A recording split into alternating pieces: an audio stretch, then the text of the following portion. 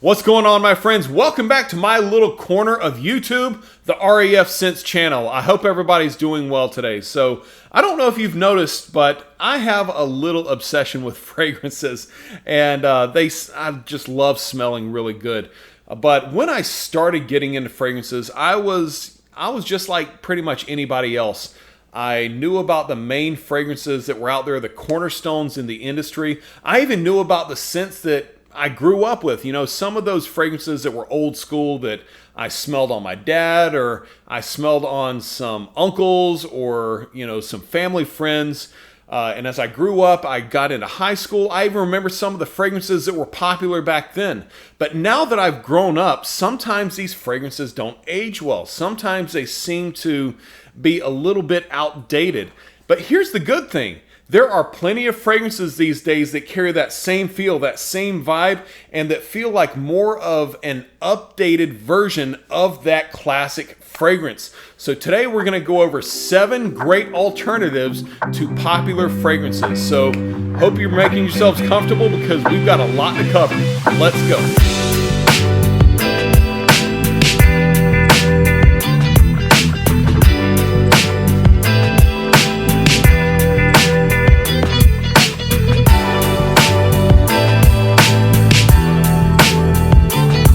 Coming in at our number 1 spot, we have a fragrance that was released in 1988.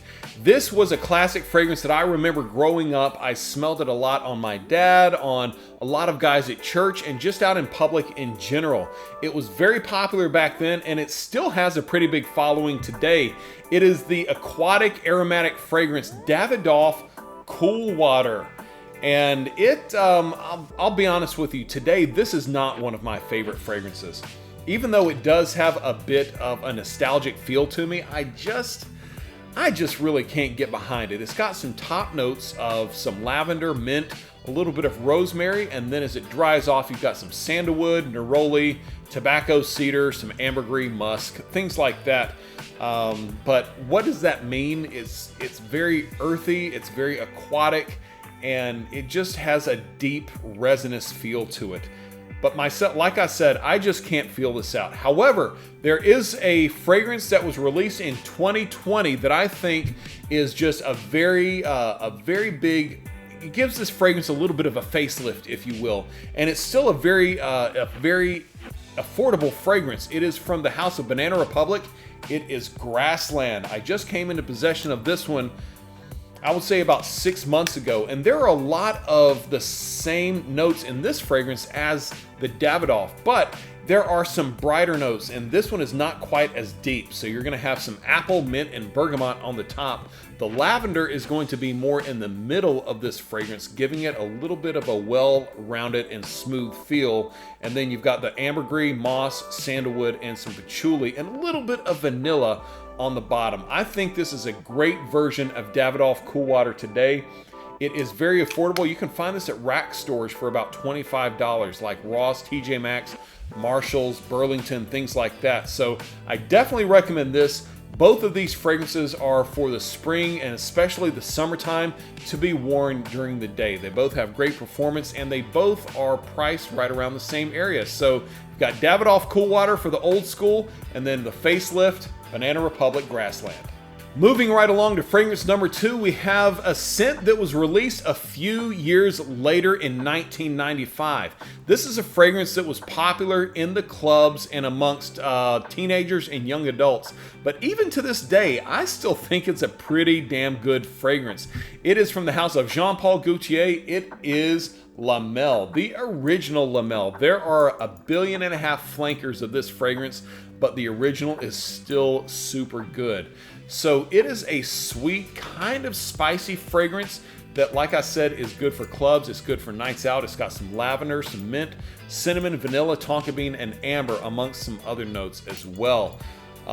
It smells really good. It smells nice, but there have been a couple of reformulations over the years, not drastic enough to change the scent profile, but definitely enough to be able to notice a change in the longevity. Today, on my skin, I only get about 6 hours with this fragrance, sometimes a little bit less if it's warmer outside.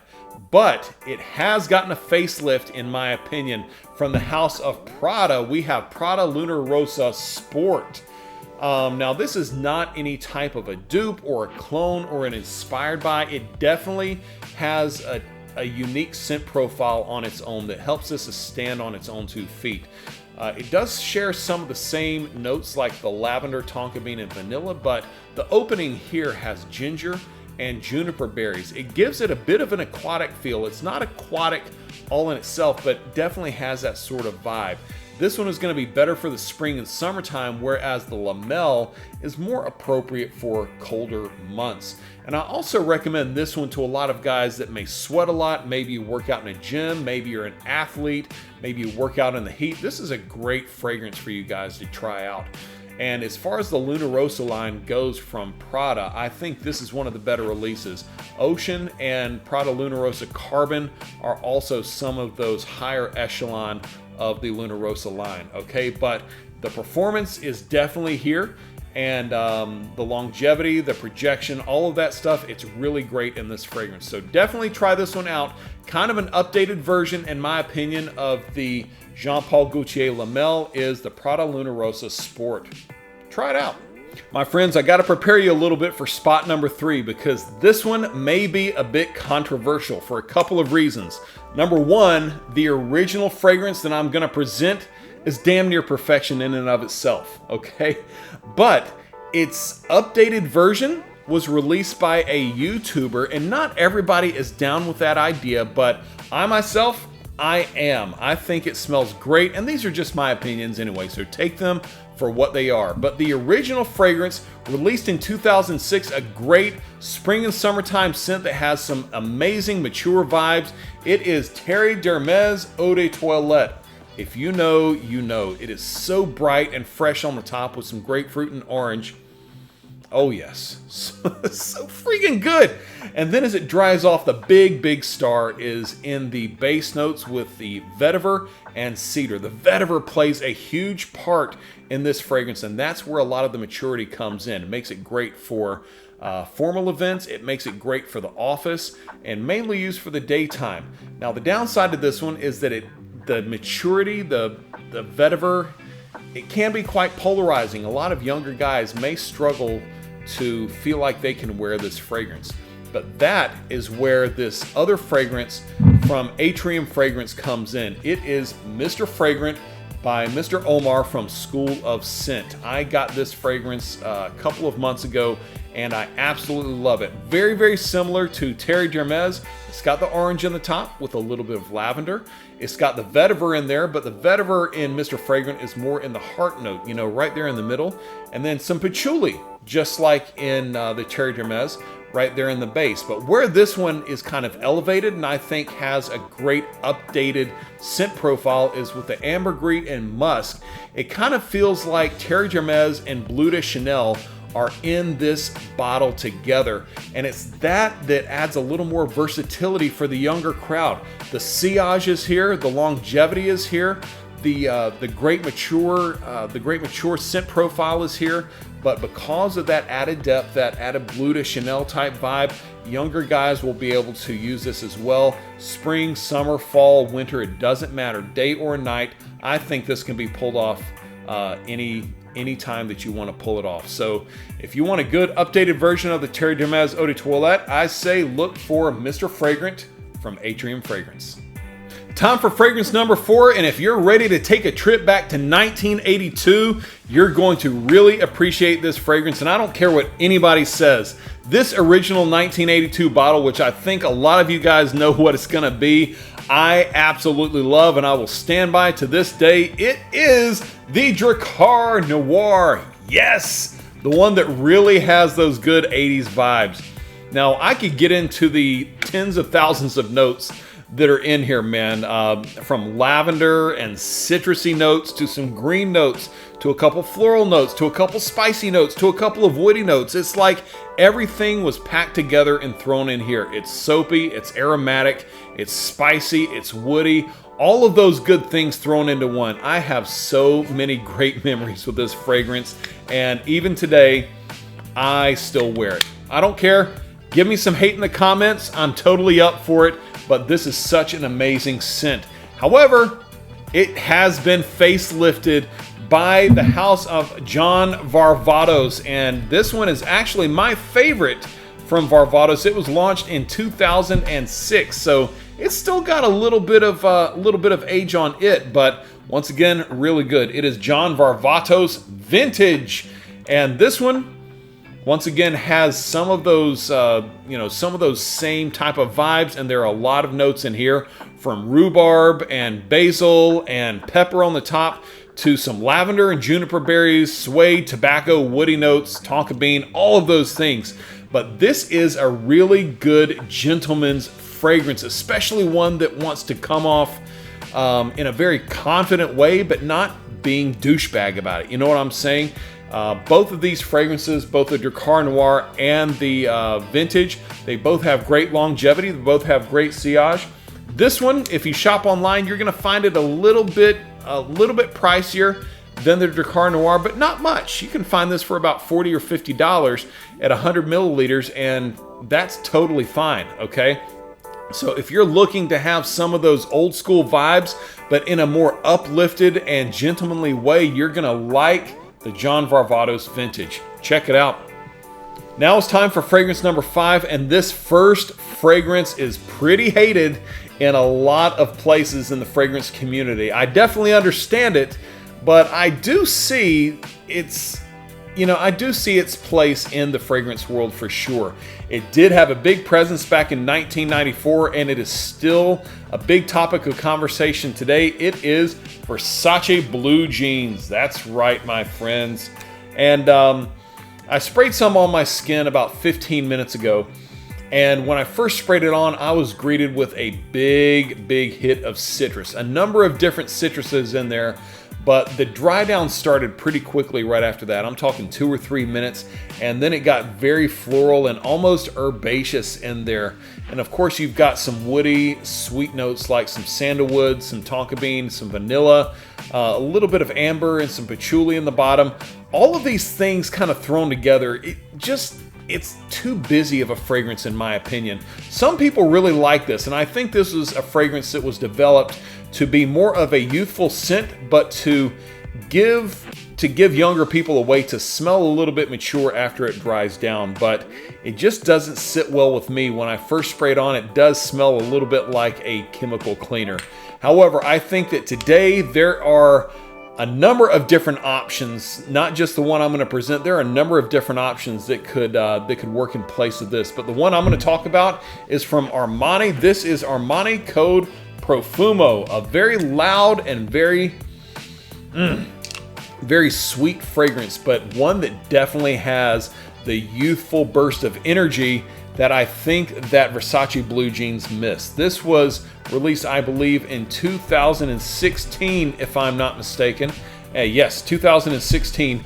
It's got some cardamom apple, some mandarin orange, but the big players are tonka bean, amber, and leather. Overall, when you spray this on, all of these fragrance notes mixed together, it almost smells like you're spraying something reminiscent of vanilla Coke on your skin. It is massive projection. The longevity is there at about 8 hours, and it is really good. I think this could even take the place of something like Versace Eros in the club, maybe even take the place of something like Azzaro The Most Wanted. It is a really good and unique fragrance. So if you're looking for a good, updated, youthful fragrance, this is definitely one to keep on your radar. Here we are at fragrance number 6, my friends, and it's time to get a little romantic. After all, I'm recording this video only a day after Valentine's Day, but this first scent is one of the most romantic fragrances on the market for men. It is Dolce Gabbana The One Eau de Parfum. Oh my word. I freaking love this fragrance so much, and it's so surprising that I would put this as one that needs a facelift, but I'm sure a lot of you know why anyways.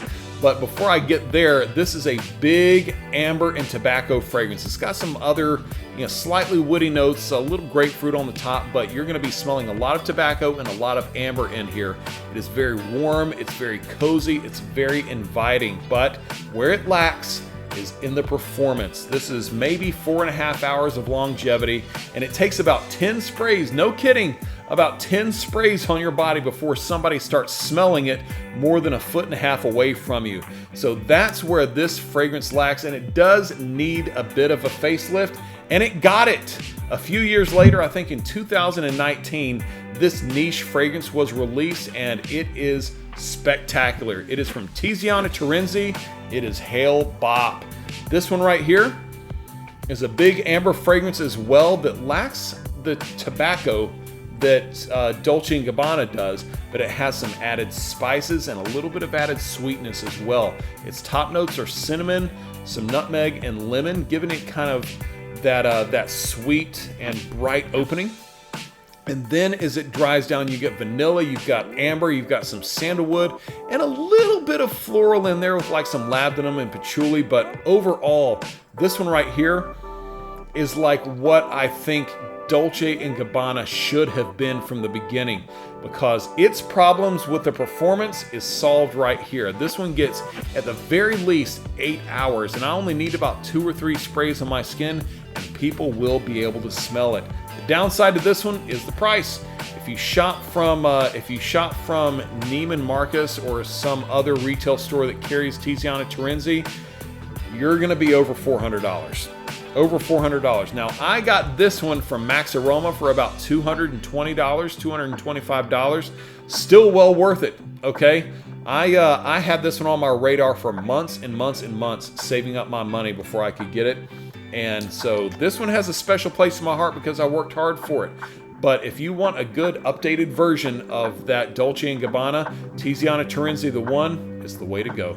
Here we are with the last fragrance, and we're going all the way back to 2008. I say all the way back to 2008. That was like 14 years ago something. But when this came out, it was a big player for guys that like to go out to the club. And even today, it is a big player. Still a very popular fragrance. It is from Paco Rabanne. It is the original 1 million. And a lot of people, including myself, by the way, do think that this is dated. It is a very powerful and very bold fragrance, and I dare say it's a little bit abrasive with its note breakdown. It's very citrusy on top with some mint. It's got some mandarin orange, some grapefruit, and mint on the top. And then it gets very spicy with the cinnamon and leather and the woody notes, and it's a little bit of rose in there. But the big players for me are the cinnamon and the mint and the orange. All three of those together, it can be a good thing, but in this case, it's just a little bit too much of a punch in the face. And I think for myself, I think this has just been a little bit overplayed, and there's definitely a better version of it out there. And this one was just released in 2021 from Viktor & Rolf. This is Spice Bomb Infrared. My friends, this one is the one to go with all day long. It's still got some of those sweet nuances with some red fruit in there. And saffron. I say red fruit, I don't know what that means. That's what Fragrantica says. But some red sweet fruits like some raspberry and some strawberry. But then it's got that spice in there with the cinnamon and red pepper, and still the tobacco, which the Spice Mom line is known for. But this one is a lot more smooth because of that tobacco, and there's some benzoin in there. Because of those tobacco and benzoin notes, this one is just a little more smooth and a little more cohesive than what I feel the Paco Rabanne 1 million is. The longevity is definitely there with this one as well. We're talking 8 to 10 hours. Now, they both are for fall and winter times, but this one is going to be a little more refined, a little more gentlemanly, and a little more mature than something like the Paco Rabanne 1 million is. So, you know, play it by ear. You can definitely find samples of this at any retail store because they are both very popular brands to carry. I would definitely recommend sampling them both, but at the end of the day, I think the infrared is the winner. And there we go, my friends. Those are 7 fragrances along with their modern day counterparts that I think are definitely worth your consideration. And there's nothing wrong with the originals, okay? Some of them may not be my cup of tea, but remember, fragrance is subjective. Buy what you want, and like I said, even with something like the Drakkar Noir, man, sometimes you just want to buy it because it carries such a nostalgic punch to it. It doesn't matter what you do, as long as you are getting the results that you want in confidence, in performance, and something that is appropriate for your setting, then you're going to be just fine purchasing whatever you want to. But thank you guys so much for tuning in. Be sure to like and subscribe. Do all of those great things, man. Just know that Jesse loves you, and I can't wait to see you next time. Take care.